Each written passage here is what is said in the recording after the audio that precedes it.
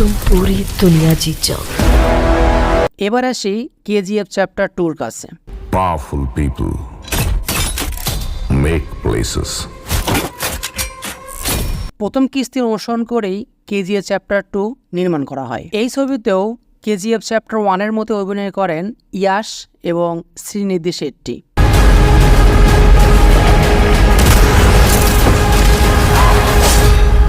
KGF chapter 2 ছবিটি রচনা ও পরিচালনা করেন প্রশান্ত নীল। এই ছবিটি মুক্তির তারিখ 14 এপ্রিল 2022।